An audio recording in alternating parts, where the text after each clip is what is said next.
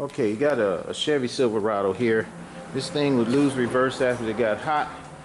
Problem was that the center support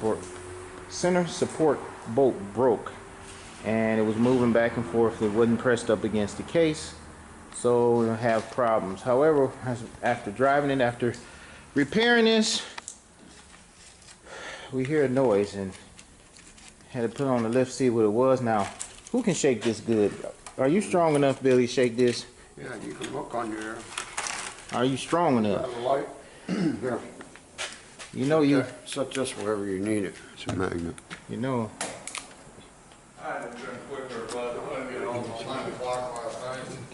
Shake this tire. Come on. Shake the tire. Okay, go ahead.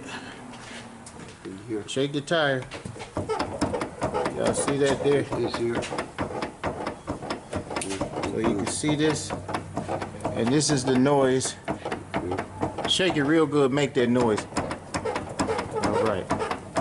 As it's driving, we hear this type of noise. Oh, I can see it over here. Yeah, you can see it when I shake this side. It's falling off. That side is too. Both Pitman arms are bad. So when you high speeds, this wheel start to wobble, and you hear that little howling noise because the wheel is making a noise. So this front end need to be fixed. This is a plow truck, so when you plow, there's a lot of stress that's on the vehicle. In fact, we couldn't get it to engage in 4x4 and had to tap on the motor and it engaged in, so that's going to probably need to be fixed too. Also, you got a bad universal joint here. Right here, that's not good.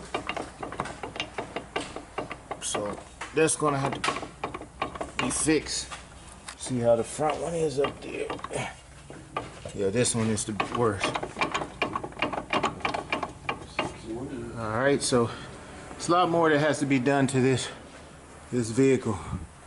Alright, 2002 Chevy Silverado plow truck.